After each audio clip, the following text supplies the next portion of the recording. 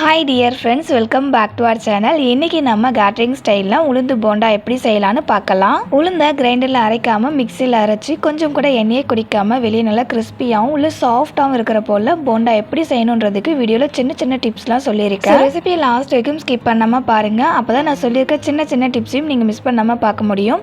போண்டா எந்த அளவுக்கு வெளியே நல்லா முறுமுறுப்பாக இருக்குன்றதை நான் காமிக்கிறேன் பாருங்கள். போண்டாவை கையால் உரசி காமிக்கிறேன் பாருங்கள். போண்டாவிலேருந்து வர சவுண்டிலே நீங்கள் தெரிஞ்சுக்கலாம் போண்டா எந்த அளவுக்கு நல்லா கிறிஸ்பியாக இருக்குது அப்படின்னு. போண்டாவை ரெண்டாக பிச்சு நான் அழுத்தியும் காமிக்கிறேன் பாருங்கள். நல்லா பஞ்சு போல் செம்ம சாஃப்டாக இருக்கும். ஃப்ரெண்ட்ஸ், ரெசிபிக்குள்ளே போகிறதுக்கு முன்னாடி எப்பவும் போல் உங்ககிட்ட ஒரு சின்ன ரெக்வஸ்ட். நீங்கள் இன்னும் மைஸ்டைல் குக்கிங் சேனலை சப்ஸ்கிரைப் பண்ணலை அப்படின்னா சப்ஸ்கிரைப் பண்ணிக்கோங்க. ரெசிபியையும் லாஸ்ட் வரைக்கும் ஸ்கிப் பண்ணாமல் பாருங்கள். வாங்க ரெசிபிக்குள்ளே போகலாம். உளுந்து போண்டா செய்கிறதுக்காக ஃபஸ்ட்டு 1 கப் அளவுக்கு முழு வெள்ளை உளுந்தை ஒரு பவுலில் சேர்த்துக்கோங்க.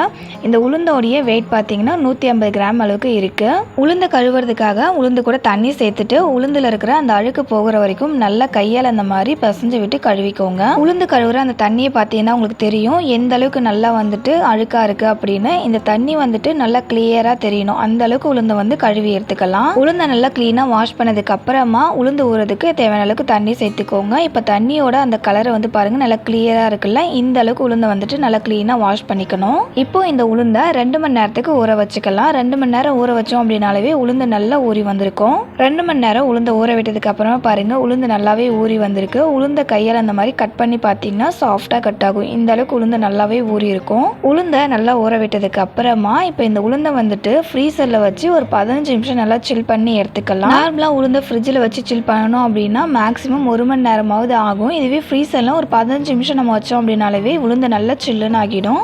ஒரு 15 நிமிஷம் ஃப்ரீசரில் வச்சதுக்கு அப்புறமா பாருங்கள் அந்த தண்ணி அதுக்கப்புறம் உளுந்து இது ரெண்டுமே நல்லா சில்லுன்னு இருக்கும். உளுந்தை மிக்சியில் அரைக்கும் போது மிக்சி கப்பு சூடாகும். மிக்சி கப்பு அந்த மாதிரி சூடாகாமல் இருக்கிறதுக்காக தான் உளுந்தை சில் பண்ணிவிட்டு அதுக்கப்புறமா அரைக்கிறோம்.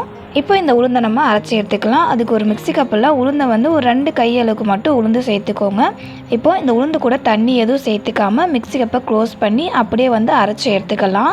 உளுந்தில் தண்ணி சேர்க்காமல் ஃபஸ்ட்டு அரைக்கும் போது உளுந்து இந்த மாதிரி தான் கொஞ்சம் குறப்பாக இருக்கும். இந்த மாதிரி ஃபஸ்ட்டு தண்ணி சேர்க்காமல் அரைச்சிட்டு அதுக்கப்புறமா இது கூட ஒரு 3 டேபிள் ஸ்பூன் அளவுக்கு மட்டும் தண்ணி சேர்த்துட்டு மிக்சி கப்பை க்ளோஸ் பண்ணிவிட்டு இதை நல்லா ஃபைனாக அரைச்சி எடுத்துக்கோங்க. கொஞ்சம் கூட குறப்பாக இருக்கக்கூடாது. நல்லா மையாக அரைச்சி எடுத்துக்கணும். உளுந்தை அரைக்கும் போது இடையில ஒரு 2 டேபிள் ஸ்பூன் அளவுக்கு மட்டும் தண்ணி சேர்த்து அரைச்சிக்கோங்க.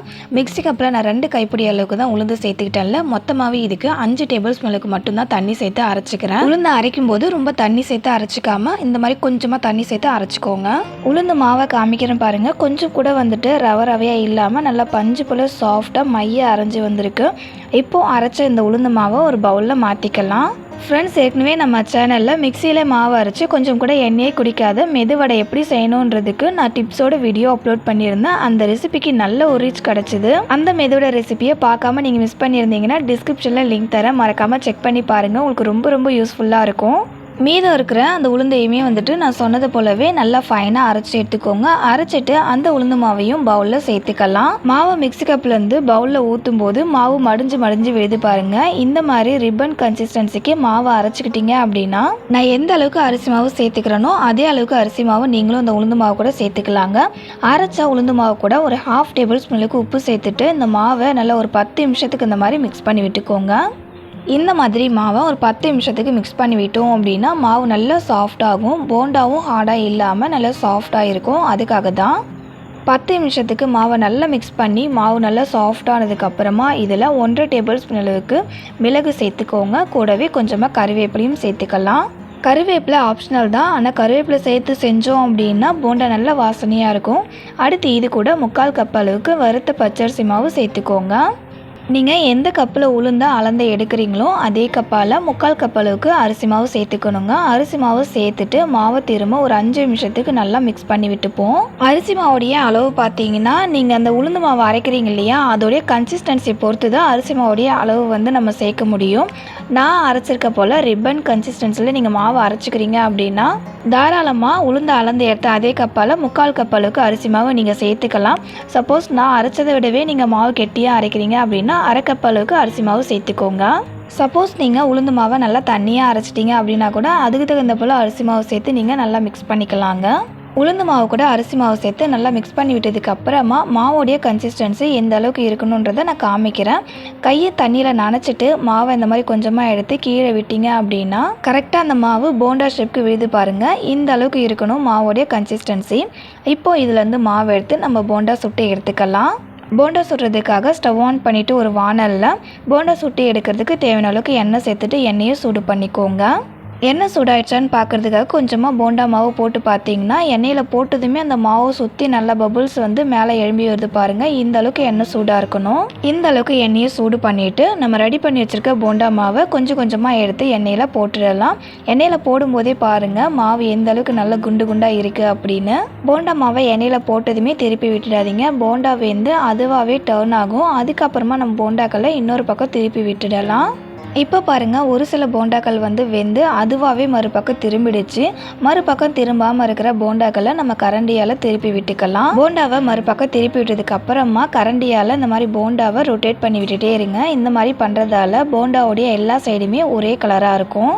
போண்டாவை சுற்றி எந்த அளவுக்கு நல்லா பபுள்ஸ் இருக்குன்னு பாருங்கள். இந்த பபுள்ஸ் நல்லா குறைஞ்சி போண்டாவுடைய கலர் சேஞ்ச் ஆகி வந்ததுக்கு அப்புறமா இந்த போண்டாவை நம்ம எண்ணெயிலேருந்து எடுத்துடலாம். நம்ம போண்டா மாவை எண்ணெயில் சேர்க்குறோம்ல, அப்போ வந்துட்டு எண்ணெயை நல்லா சூடு பண்ணிவிட்டு மாவை சேர்த்துக்கோங்க. அதுக்கப்புறமா ஸ்டவ்வை மீடியம் ஃப்ளேமில் வச்சிட்டிங்க அப்படின்னா எண்ணெயோட சூடு கரெக்டான லெவல்லே இருக்கும். போண்டா வேகிற வரைக்கும் ஸ்டவ்வை மீடியம் ஃப்ளேம்லேயே வச்சு வேக வச்சுக்கோங்க. அப்போ தான் உள்ள வரைக்குமே மாவு நல்லா வெந்து வரும். சப்போஸ் ஹை ஃப்ளேமில் வச்சு போண்டா சுட்டு எடுத்தீங்க அப்படின்னா மேலே மட்டும் கலர் சேஞ்ச் ஆகிடும், உள்ள மாவு வேகாமல் இருக்குங்க. இப்போ பாருங்க போண்டாவை சுற்றி இருக்கிற அந்த பபுள்ஸ் நல்லா குறைஞ்சி வந்திருக்கு. அதே சமயம் போண்டாவுமே நல்ல கலர் சேஞ்ச் ஆகி வந்திருக்கு பாருங்க. இந்த ஸ்டேஜில் போண்டாவை நம்ம எண்ணெயிலேருந்து எடுத்துடலாம். எண்ணெயிலேருந்து எடுக்கும்போதே நான் போண்டாவை காமிக்கிறேன் பாருங்கள். போண்டாவை பார்க்கும்போது உங்களுக்கு தெரியும் எந்த அளவுக்கு கொஞ்சம் கூட எண்ணெயை குடிக்காமல் வந்திருக்கு அப்படின்றது. இப்போ மீதி இருக்கிற எல்லா மாவுலையுமே இதே போல் நம்ம போண்டாக்களை செஞ்சு எடுத்துக்கலாம்.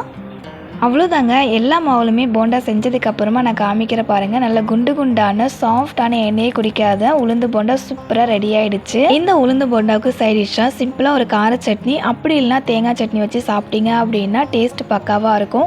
கண்டிப்பாக இந்த வீடியோவில் சொல்லியிருக்க போலவே செஞ்சு பார்த்துட்டு உங்களுடைய ஃபீட்பேக்கை கமெண்ட்டில் என் கூட ஷேர் பண்ணிக்கோங்க.